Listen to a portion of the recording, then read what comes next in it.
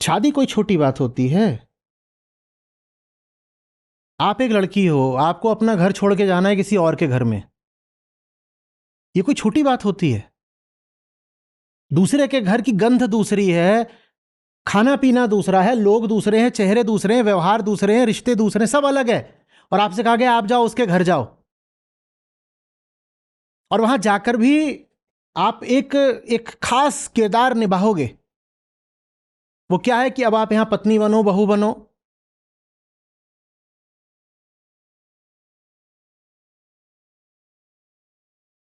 और सिर्फ घर नहीं बदलेगा, आपकी जिंदगी में और भी कुछ बदल जाना है। शारीरिक संबंध अब शुरू हो जाएगा। और लड़कियों के लिए शारीरिक संबंध का दूसरा और थोड़ा ज्यादा व्यक्तिगत, ज्यादा गहरा अर्थ होता है, क्योंकि उनके लिए शारीरिक संबंध से आगे गर्भ आ जाना है, जो कि लड़कों को नहीं होना है। वो बड़ी फिर अंदरूनी और निजी बात हो जाती है। और ये ज्यादातर जो समुदाय होते हैं जहां आयोजित विवाह की बड़ी जल्दी होती है, यही वो जगह होती हैं जहां पर लड़की को ज्यादा लड़कों से शादी के पहले तक मिलने जुलने नहीं दिया जाता। नहीं मिलने जुलने दिया जाता ना, यही है ना, ऐसा ही है ना। शादी से पहले इधर उधर किसी से मिलना नहीं, किसी पराये मर्द की तुम पर छाया नहीं पड़नी चाहिए। और फिर शादी होती है और एक पराया मर्द आता है जिसको वो जानती नहीं, पहचानती नहीं, अधिक से अधिक एक बार देखा है या दो बार फोन पे बात करी, और कहा जाता है अब चली जाओ इसके साथ, और अब तुम्हें इसके साथ शारीरिक संबंध बनाना है।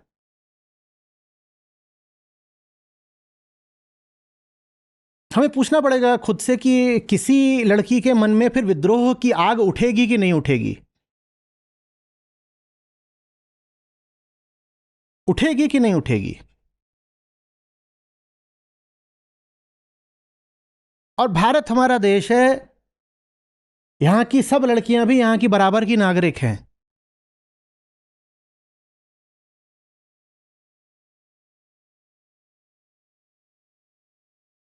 तो देशवासियों के नाते ही सही, पर उनके लिए कुछ सोचना पड़ेगा कि नहीं?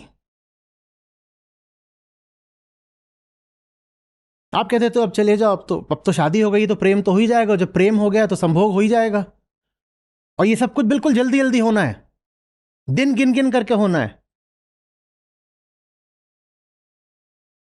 कई बार तो ब्याह के 9वें महीने में ही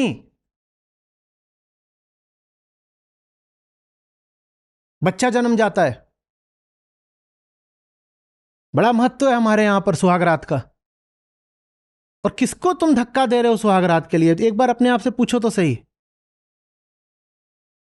वो जिसको तुमने कहा था कि तेरे ऊपर किसी लड़के की, मर्द की छाया नहीं पड़नी चाहिए, उसको तुमने कह दिया अब उस कमरे में चली जा।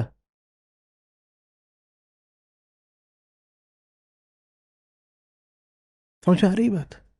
उसके बाद चलो, हम सब इंसान हैं, मिट्टी के लोग हैं, गलतियां सबसे होती हैं ना। आप बहुत सोच समझकर, समझदारी से भी कोई रिश्ता बनाओ तो हो सकता है कि उसमें कोई खोट रह गई हो, बिल्कुल हो सकता है, क्योंकि इंसान है भाई, गलतियां हो जाती हैं।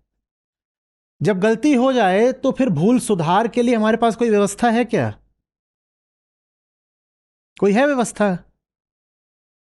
गलत शादी हो गई, और कई बार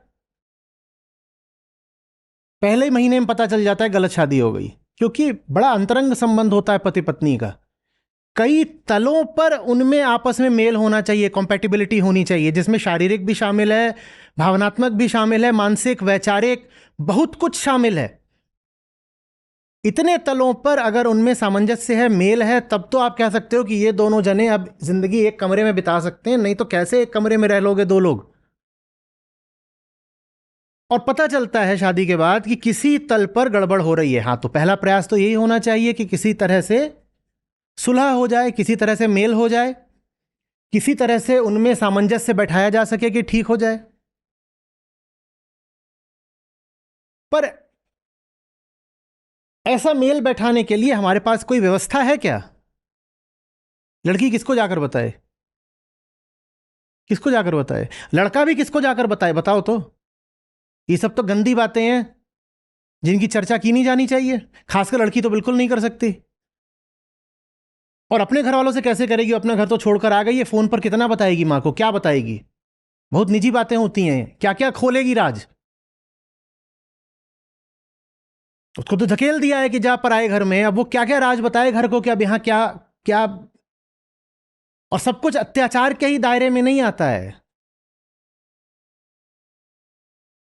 मेल भी एक दूसरी चीज होती है। बात यह नहीं है कि पति अत्याचार कर रहा होगा या पत्नी अत्याचार कर रही हो, अत्याचार की बात नहीं होती है।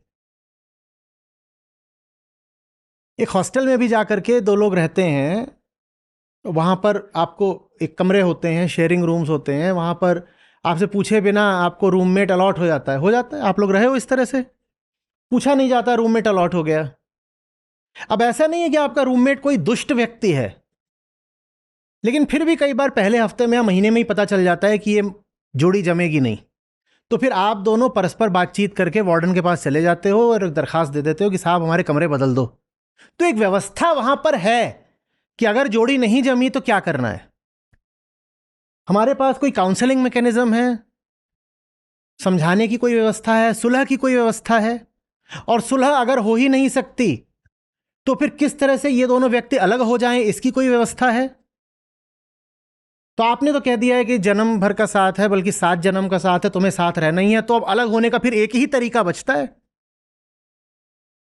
जब अलग होने का आपने कोई सभ्य तरीका बना ही नहीं रखा, तो अलग होने का किसी विक्षिप्त क्षण में किसी व्यक्ति को हो सकता है कि एक ही तरीका दिखाई दे कि हत्या कर दो, क्योंकि इसके अलावा तो अलग हमें होने दिया ही नहीं जाएगा। ये सबसे घटिया तरीका है अलग होने का, ये कोई तरीका ही नहीं है। पर प्रश्न ये भी उठता है ना कि हमने एक समाज के तौर पर क्या बेहतर तरीके एक जोड़े को सौंप रखे हैं, उपलब्ध करा भी रखे हैं क्या? वो क्या करें, किससे बात करें? और ये बहुत संवेदनशील काल है। 2 लोगों को आपने एक साथ कर दिया है और ये दोनों लोग परस्पर अजनबी हैं। ये बहुत बहुत संवेदनशील काल है। चिड़ियाघर वगैरह में भी, या जो अभयारण्य होते हैं, जो वाइल्ड लाइफ सेंचुरीज वगैरह होती हैं, वहां भी जब ऐसा होता है कि नर बाघ और मादा बाघ अब इनको एक साथ किया जा रहा है, तो वहां जो सब वन विभाग के अफसर कर्मचारी होते हैं वो बहुत सतर्क रहते हैं शुरू के कुछ दिनों तक। वो कहते हैं ये यहां अकेली रहती थी, अब बाघों की, टाइगर्स की आबादी बढ़ाने के लिए हम एक नर बाघ ले आए हैं इसके पिंजड़े में या इसके क्षेत्र में। पता नहीं इनमें दोनों में आपस में क्या केमिस्ट्री होगी, कुछ भी गड़बड़ हो सकती है, और गड़बड़ बहुत होती भी है। उनमें परस्पर हिंसा भी हो जाती है, प्रकृति में होती है ये हिंसा। तो बहुत सतर्क रहते हैं।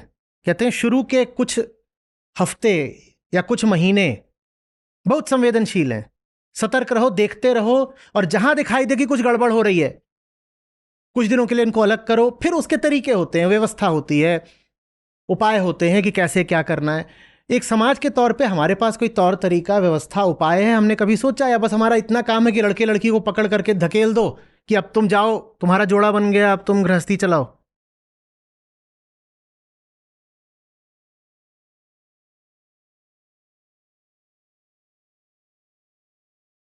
हम्म आप एक कंपनी भी ज्वाइन करते हो, जो कि बहुत छोटी बात है क्योंकि लोग कंपनियां बदलते रहते हैं।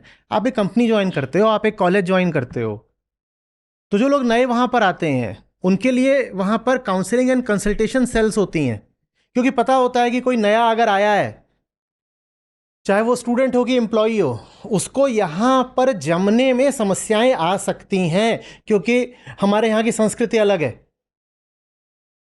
हर कंपनी की, हर कॉलेज की संस्कृति, कल्चर, माहौल अलग अलग होता है। तो लड़के लोग, लड़कियां सब अलग अलग जगहों से, अलग शहरों से, दूसरी कंपनियों से आ रहे हैं पढ़ने के लिए, काम करने के लिए। बिल्कुल हो सकता है कि वो यहाँ तालमेल ना बैठा पाए, तो उसके लिए वहां बाकायदा सेल्स होती हैं जो सक्रिय रूप से अपना काम कर रही होती हैं कि देखते रहो कि कोई खटपट हो रही है क्या। अगर कोई खटपट हो रही है तो पहले ही सूंघ लो और हस्तक्षेप करके मामला ठीक करने की कोशिश करो, सुलह कराने की कोशिश करो। हमने कोई ऐसी व्यवस्था बनाई है क्या?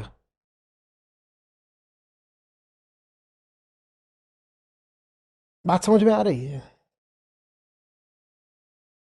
मैं फिर कह रहा हूं, जिन्होंने ये करा है वो तो अब भुगतेंगे। वो तो अपने जन्म से ही गए, उन्होंने तो अपनी जिंदगी ही बर्बाद कर ली। लेकिन और जिंदगियां ना बर्बाद हों, इसके लिए हमें ईमानदारी से कुछ बातों पर विचार करना पड़ेगा, आईना देखना पड़ेगा। खासकर जिन घरों में जवान लड़कियां हैं और माँ बाप बहुत आतुर हुए जा रहे हैं कि जल्दी से इसको अब धकेल दो, इसका ब्याह करके, उनको थोड़ा सतर्क हो जाना चाहिए। और लड़कों के घर वालों को भी सतर्क हो जाना चाहिए। कुछ भी हो सकता है। असली समाज वो होता है जो अपराधियों को भी अपराध से वापस खींच लाए। कि छटे हुए अपराधी थे, पुराने मंजे हुए ये हत्यारे, हिस्ट्री शीटर वगैरह थे, उनको भी अपराध की दुनिया से वापस खींच लाए। ये होता है एक असली स्वस्थ समाज। और एक रोगी समाज की पहचान ये होती है कि वो साधारण लोगों को भी अपराधी बना देता है। साधारण लड़की, साधारण लड़का, वो अब जिंदगी भर के लिए हत्यारे बन गए और अब उनको जो सजा मिलनी चाहिए वो मिलेगी।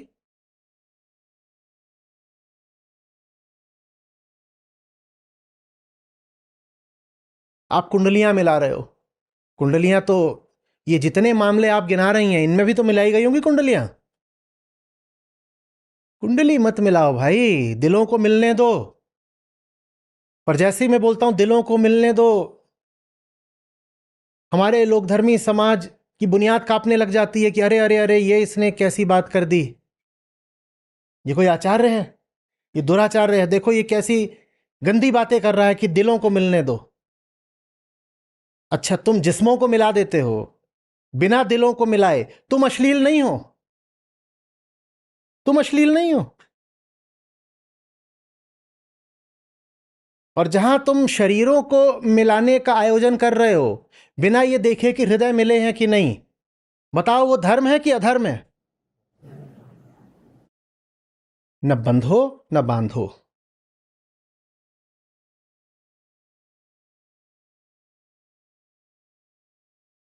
खरा आदमी वो है, असली सच्चा इंसान वो है जो न खुद बर्दाश्त करता है कोई उसे दबाए बांध के रखे, और न ही वो किसी भी कीमत पर दूसरे की जिंदगी को बंधन में डालना चाहता है।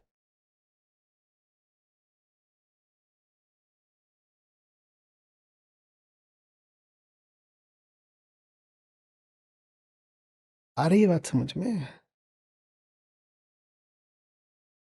स्कूलों कॉलेजों में सही शिक्षा होनी चाहिए, घरों में सही परवरिश होनी चाहिए। प्रेम वास्तव में है क्या, ये सिखाना ही असली संस्कार है। हम अपने बच्चों को न तो दूसरे वर्गों से, न दूसरे वर्णों से, न पर्यावरण से प्रेम सिखाते हैं, तो उनमें दूसरे व्यक्तियों से ही प्रेम कहां से आ जाएगा, बोलो?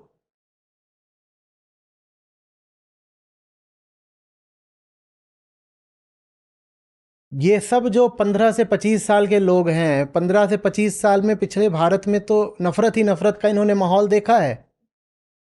और जिस इंसान के भीतर नफरत ही नफरत भर गई है, वो अपने निजी रिश्तों में भी अगर उसी नफरत का जहर उगलने लग जाए तो ताज्जुब क्या?